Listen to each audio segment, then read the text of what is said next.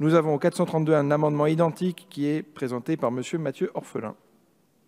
Merci, Monsieur le Président. Cet amendement vise à mettre fin à l'utilisation de bouteilles plastiques, donc à mettre fin à la consommation d'eau en bouteilles plastiques dans les cantines scolaires. Alors j'avoue, avec les collègues avec lesquels on a travaillé sur cet amendement, les collègues Lebeau-Edec, Molac, Pahin, nous avons cédé à un lobby organisé et avec un cabinet de lobbying. Le lobby, c'était les élèves de CM1, CM2 de l'école de Quereno à Plougasnou, qui a mis fin à l'utilisation des bouteilles d'eau en plastique. Leur école consommait 4 727 bouteilles d'eau par an. Ils ont arrêté et ça a permis de faire gagner à l'école 1 000 € et ces 1 000 € ont été entièrement réinvestis dans le financement d'activités pédagogiques. Alors il s'agissait heureusement d'un lobby pour le bien commun, ce n'est pas si courant. Et donc, leur cabinet de lobby, c'était les deux associations, École écologique et Éco-aventuriers. Et ils se sont dit, effectivement, on l'a fait, c'est possible. Mais comme il y a un nombre assez significatif d'écoles où on continue de boire de l'eau en bouteille en 2018, ce serait bien de l'interdire dans la loi. C'est le sens de cet amendement. Il y a jusqu'en 2020 pour s'y mettre. Et par ailleurs, merci à mes collègues, il n'était pas très bien rédigé, donc il y a deux collègues qui proposent des sous-amendements, Madame Lefeur, Monsieur Bollot. Monsieur Moreau aussi, donc merci parce qu'effectivement, il y avait quelques coquilles dans l'amendement, on l'a rédigé un peu vite. Merci beaucoup, Monsieur Orphelin. Nous avons donc des sous-amendements qui sont présentés par successivement un certain nombre de nos collègues. Le premier sous-amendement 2741, Madame Lefeur, vous avez la parole.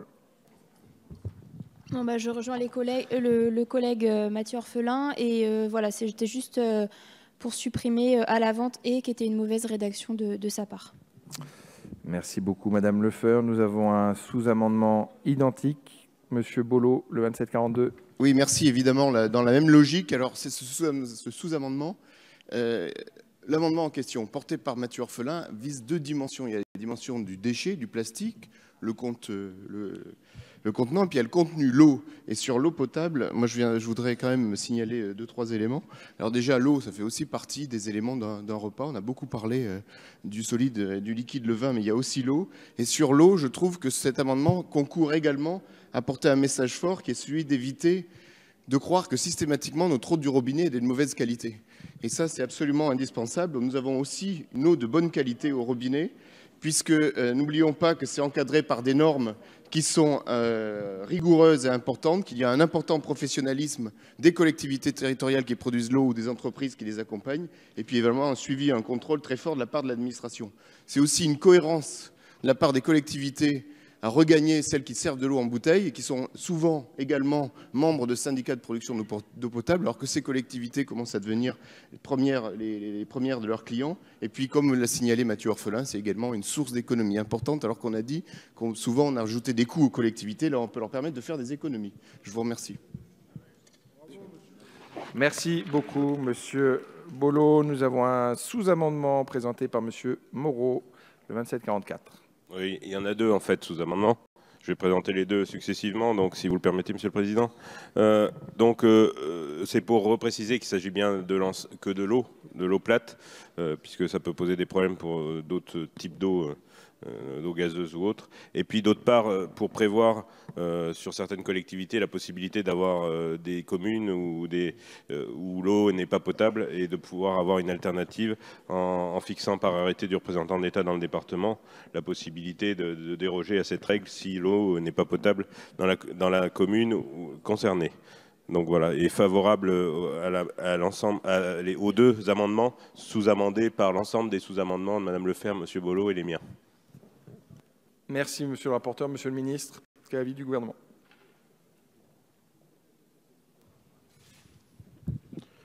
Oui, là aussi, le sous-amendement du rapporteur vient éclairer ma lanterne parce que je me posais la question de ce que l'on faisait sur la question de l'eau gazeuse, parce que c'est beaucoup plus compliqué de la maintenir dans des carafes. Mais de manière plus générale et en cohérence par rapport au débat que nous avons eu ce matin sur les couverts et les récipients en plastique, ça traduit une préoccupation constante chez nos concitoyens par rapport aux risques liés de la matière plastique sur les aliments.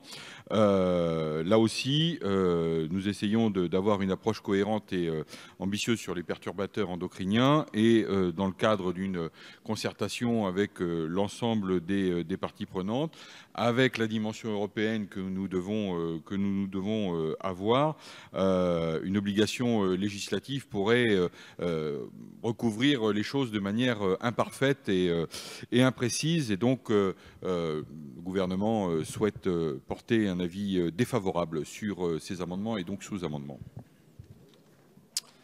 Merci beaucoup, Monsieur le Ministre. Monsieur Marc Fesneau, vous avez la parole. Oui, Monsieur le Président, Monsieur le Ministre, mes chers collègues, j'ai du mal à comprendre, pour tout vous dire, la position du gouvernement. Il me semble que là, nous avons un amendement de Matthieu Orphelin et du collègue Vialet qui allait dans le bon sens. On a déjà pris des mesures de cet ordre-là sur un certain nombre de produits ou sur un certain nombre de contenants. Il me semble que, on en avait parlé avec le rapporteur, que la précaution pour ceux, comme vous dites, Monsieur le Ministre, qui, sur les plates et gazeuses, et deux sur les communes qui ne pourraient pas avoir d'eau potable pour des raisons qu'on peut connaître, est utile.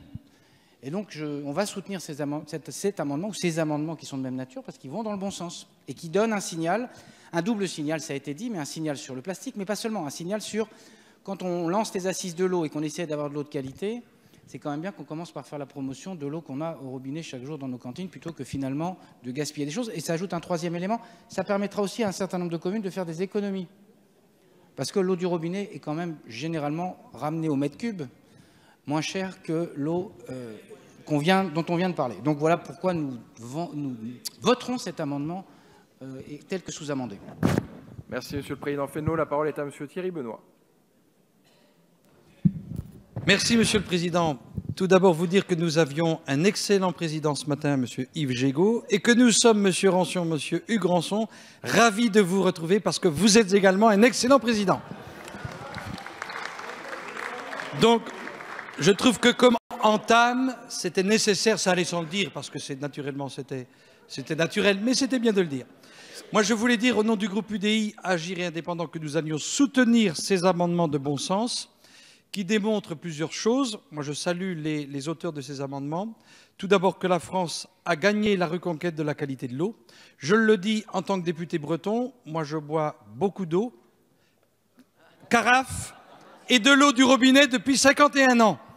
Parfois un petit peu de bière, un peu de vin et de bon cidre, bien sûr, mais beaucoup d'eau carafe depuis 51 ans et je m'en porte très bien. Plus sérieusement, je trouve que la France, en effet, a gagné la reconquête de la qualité de l'eau. Et en effet, comme l'a indiqué Marc Fesneau et les différents orateurs à l'instant, ça démontre aussi un esprit, eh bien, je dirais, civique, et puis ça va dans le sens du développement durable. Moi, je trouve qu'il faut soutenir. Monsieur le ministre, je suis convaincu qu'au fond de vous-même, vous qui êtes quelqu'un de sage, je suis très surpris que vous ayez formulé un avis défavorable. Sincèrement, je suis très surpris. Parce que dans la restauration collective, utiliser de l'eau carafe, parce que c'est ça, c'est de l'eau plate, c'est de l'eau carafe. Ça nous rappelle la belle époque, c'est-à-dire que nous, lorsque nous étions scolaires puis étudiants, eh bien, nous avions de l'eau en carafe. Et ça me fait penser aussi qu'ici à l'Assemblée, je suis un observateur de ce qui se passe.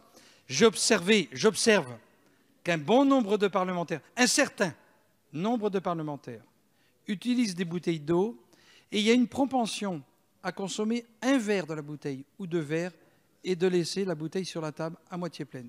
Et je trouve... Si, je l'observe dans les restaurants, dans les cantines de l'Assemblée. Je l'observe et je trouve que le bon sens qui est celui de l'auteur de ces amendements aujourd'hui doit nous pousser à aller jusqu'à faire preuve de maturité pour que le développement durable, c'est aussi dans les gestes au quotidien. Donc le groupe UDI, avec Yannick Favennec, Maïna Sage, Élise Magnier et l'ensemble des collègues qui sont ici, en nombre, nous allons soutenir et voter ces amendements. Merci beaucoup, Monsieur Benoît. Merci de vos propos aimables. Sachez que la montée en gamme se poursuivra puisque c'est le président de Rugy qui présidera ce soir. Et que par ailleurs, cette Assemblée est composée d'excellents parlementaires dont certains me saisissent. C'est le cas du président Chassaigne d'une demande de scrutin public sur l'amendement 432. Donc je suis saisi par le groupe de la GDR d'une demande de scrutin public qui est annoncée dans l'enceinte de l'Assemblée nationale. Monsieur le président Chassaigne, vous avez la parole. Oui, merci. Je demande effectivement le scrutin public à la demande du groupe de la France Insoumise. Donc je veux bien, comme je l'ai fait ce matin, à me prêter à cet exercice de scrutin public par transparence, tout simplement. même si je vais poser quelques questions sur cet amendement pour qu'on sache exactement, en dehors des grandes envolées qu'il y a, ce qu'il y a véritablement derrière. Je crois qu'il faut qu'on soit très clair jusqu'au bout. Évidemment, vous direz que les Auvergnats, c'est une parole d'Alexandre Vialat, d'ailleurs, disait qu'ils avaient libéré l'Amérique, qu'ils transportaient le charbon, qu'ils servaient la limonade et qu'ils mettaient leur torrent en bouteille. Tout ça pour dire qu'il y a plusieurs catégories d'eau d'abord. Ça a été esquissé, je ne sais pas si c'est notre collègue Moreau ou le ministre, je ne sais plus. Il y a d'une part, il faut savoir de quoi on parle, il y a d'une part, effectivement, il y a l'eau qui est distribuée au robinet, qui est effectivement, qui a une qualité, la plupart du temps aujourd'hui, irréprochable. Il y a l'eau de source et il y a les eaux minérales naturelles. Donc déjà, pour ma part, je fais une différenciation entre l'eau de source et les eaux minérales naturelles qui présentent des caractéristiques particulières, que l'on retrouve d'ailleurs sur plusieurs endroits de notre territoire. Dans le département du Puy-de-Dôme, on a Volvic, on a les eaux du Mont-d'Or, il y a Vichy, Saint-Thior dans l'Allier. Dans la circonscription dont j'ai l'honneur d'être député, on a l'eau de Châteldon. C'est donc les eaux minérales naturelles. Et l'amendement est justifié par quoi? C'est la question, j'ai besoin d'explications par rapport à ça, parce que est-ce que c'est justifié pour des raisons de santé, comme ça apparaît dans l'exposé des motifs? Et là, je pense que tout ça, si c'est une question de santé, je pense que c'est tout à fait discutable, puisque la démonstration a été faite par de nombreuses études qu'il n'y a pas de perturbateurs endocriniens dans les bouteilles plastiques. Il y a eu des études qui ont été faites, notamment par l'ANSES, sur de très nombreuses marques d'eau embouteillée qui ont été analysées. Aucune trace, notamment de bisphénol A, de BPA, dans les bouteilles plastiques. Je tiens à le dire parce qu'il faut qu'on sache de quoi on parle. Les bouteilles plastiques sont constituées... Alors bien sûr, le terme fait peur peut-être. Vous savez, chaque fois qu'on emploie un terme un peu sophistiqué, PET, polyéthylène terephthalate, qui est un matériau inerte et qui ne migre pas dans l'eau. Toutes les démonstrations scientifiques vont dans ce sens. Donc je voulais quand même le préciser, pour éviter qu'on s'imagine je ne sais quoi. Et quand on dit qu'il faut remplacer ces bouteilles plastiques par des matériaux qui seraient inertes, les bouteilles plastiques en elles-mêmes, telles qu'elles sont faites actuellement, sont des matériaux inertes. Et les essais qui sont faits, justement, montrent de très grandes difficultés pour les remplacer par d'autres matières qui sont soi-disant inertes, qui d'ailleurs, dans l'état actuel du tri, du recyclage, posent énormément de problèmes. Donc les choses ne sont pas si évidentes qu'on peut le penser. Quant à l'utilisation, sauf bien sûr si c'est pour mettre de l'eau du robinet, l'utilisation de bouteilles en verre, c'est vrai, comme cette filière a disparu en France depuis de très très nombreuses années, contrairement d'ailleurs à d'autres pays d'Europe, c'est extrêmement difficile de la remettre justement en action, parce que, y compris cette filière-là, va présenter certaines externalités en termes de transport, de récupération, de nettoyage, de réutilisation, qui sont possibles pour des eaux de petit débit, mais qui posent d'énormes difficultés quand il s'agit de mettre en bouteille, notamment des eaux minérales naturelles qui ont beaucoup de débit. Donc je voulais quand même, par rapport à ça, apporter des précisions, parce que je sais bien, on s'emballe tout de suite. Dès qu'il y a des amendements de ce genre, il faut être dans le vent. Mais moi, je ne souhaite pas être dans le vent comme une feuille morte. Donc, je voulais porter des questions là-dessus. La deuxième chose, est-ce que la justification, parce que ça peut être ça, je n'ai pas l'exposé des motifs là sous les yeux, hein, mais est-ce que la justification, c'est les questions de recyclage? Parce qu'effectivement, là, sur les questions de recyclage, le recyclage est assuré par Citeo, je crois que c'est le regroupement d'éco-emballage et d'éco-folio, hein, mais actuellement, c'est vrai que le recyclage des bouteilles en plastique, notamment la collecte d'abord. D'abord, la collecte, c'est seulement 60%. La collecte. Alors qu'il y a un objectif européen qui est à 2025 de 90%, mais c'est vrai qu'actuellement, on n'est qu'à 60%. Quant au recyclage, l'objectif est de 25%, mais donc effectivement, il est très faible. Et recycler des bouteilles plastiques récupérées pour en fabriquer d'autres, c'est vrai que c'est actuellement encore extrêmement insuffisant. Mais ce que je voulais dire quand même dans mon intervention, c'est qu'il faut qu'on soit attentif, notamment à ne pas faire d'amalgame entre les bouteilles plastiques, notamment pour les eaux minérales naturelles, voire pour les eaux de source aussi, hein, voire pour les eaux de source. Et le plastique qui peut être utilisé, c'est le débat qu'on a eu ce matin, notamment qui doit être chauffé dans le cadre de la restauration. Je pense que là, on n'est pas dans la même approche. Ce que je veux dire par là, c'est qu'on ne peut pas dire n'importe quoi dans l'exposé des motifs. On peut comprendre cet objectif-là, effectivement, mais il faut être attentif, tout ce que ça représente. Je n'évoque pas la question économique, parce qu'on va dire si on évoque la question économique, on dit que ce n'est pas la bonne argumentation, effectivement. Voilà les quelques remarques que je voulais faire, et donc c'est donc une demande d'explication, de justification sur les propos qui sont tenus, parce qu'ici, il ne faut pas se contenter de faire de belles envolées, parce que l'envolée peut être belle, mais quelquefois l'atterrissage est beaucoup plus compliqué. Merci, Monsieur le Président Chassaigne. La parole est à Mathieu Orphelin. Merci, Monsieur le Président. Je voudrais rassurer Monsieur Chassaigne sur l'exposé des motifs et ce qui nous fait proposer ces deux amendements identiques. Le premier argument, c'est un argument économique. Boire de l'eau en carafe, ça coûte 100 fois moins cher que de boire de l'eau en bouteille. Donc pour les établissements scolaires, c'est un argument économique. Le deuxième, c'est un argument écologique aussi, puisque effectivement, la plupart de l'eau en bouteille qui est consommée dans les écoles provient de bouteilles en plastique. Vous avez redonné, M. Chassaigne, le chiffre très juste du pourcentage de recyclage du plastique en France. Je vous en donne un qui est encore plus alarmant au niveau mondial. Donc, chaque minute dans le monde, ce ne sont pas moins d'1 million de bouteilles plastiques qui sont vendues. Et le chiffre de recyclage aujourd'hui dans le monde est de 7%, encore plus bas que celui que vous citiez juste avant. Et puis après, la majeure partie du plastique qui n'est pas recyclé ou qui n'est pas mis en décharge, qui pose d'autres problèmes, etc., finit un jour ou l'autre dans l'océan.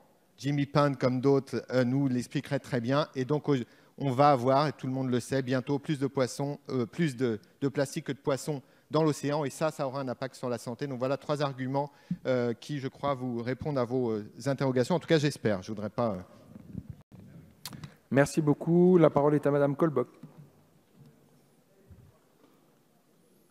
Oui, je voulais juste préciser que dans le groupe de travail développement durable à l'Assemblée nationale, dans le cadre pour une nouvelle assemblée dont M.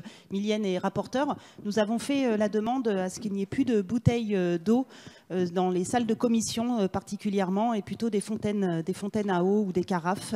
Donc la demande est en cours et c'est en train d'être travaillé. Merci beaucoup, Madame. Monsieur le Président Chassaigne, vous vouliez rajouter un mot ? Il y a un autre problème de fond quand même qui se pose, mais c'est la question de la libre administration des collectivités. C'est-à-dire là, on prend des décisions qui doivent être des décisions impératives. C'est le même débat qu'on a eu d'ailleurs plus ou moins ce matin. Hein. C'est-à-dire, est-ce qu'on doit imposer aux collectivités tel ou tel choix? On peut le faire, effectivement, on peut le faire, mais je pense qu'on risque d'avoir à le faire pour beaucoup de choses. Merci beaucoup, Monsieur Vialet. Vous souhaitez intervenir? Oui, quelques précisions, puisqu'elles étaient appelées à l'instant et que M. Chassaigne les évoquait. D'abord, sur la santé.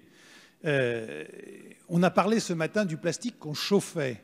Il faut savoir que les bouteilles en plastique que vous mettez dans votre frigo subissent un processus analogue à celui qui était critiqué ce matin. Donc vous le voyez, la dangerosité, et tout le monde met souvent sa bouteille de plastique avec son eau à l'intérieur de son frigo. Deuxièmement, en ce qui concerne l'économie, parce qu'en creux, vous l'évoquiez tout à l'heure, d'abord, la filière existe, puisqu'elle est toujours existante pour les cafés, hôtels, restaurants. Et c'est vrai que c'est là où on trouve encore de la bouteille en verre. Deuxièmement, les producteurs de verre français sont, eux, tout à fait prêts pour pouvoir redimensionner, retrouver un volume d'activité qui soit à l'identique de ce qu'ils connaissaient auparavant. Je les ai rencontrés, ils me l'ont confirmé. Les emplois qui sont à travailler dans cette filière, eux, ils sont non délocalisables. Le verre est produit en France, la résine, elle n'est pas produite chez nous. Donc vous le voyez, il peut y avoir des intérêts de ce côté-là. Et puis, lorsque l'on est dans une filière de bouteilles, ça veut dire que derrière, il y a du lessivage. Et le lessivage, là non plus, n'est pas délocalisable. Il est au bénéfice d'emplois qui sont de petite ou moyenne qualification. Et c'est assez positif par rapport à un certain nombre de demandeurs d'emploi qui, chez nous, ne trouvent pas activité. Donc vous le voyez, pour tous ces points-là, le point central, à mes yeux, est la santé, mais celui de l'économie n'est pas non plus négligé. Merci beaucoup. La parole est à Monsieur Lurton.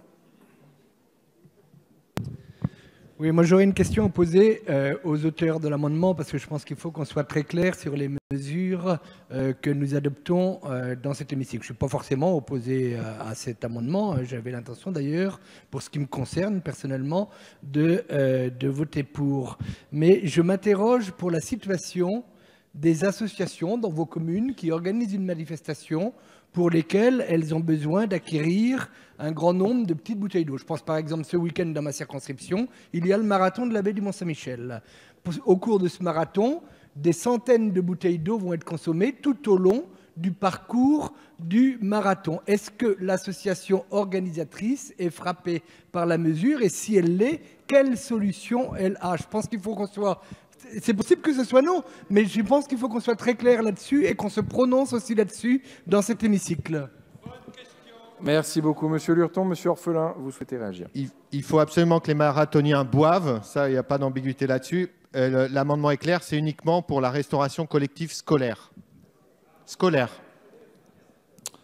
Merci beaucoup. Il n'y a pas d'autres demandes de prise de parole. Nous allons donc pouvoir mettre aux voix ces différents amendements et sous-amendements.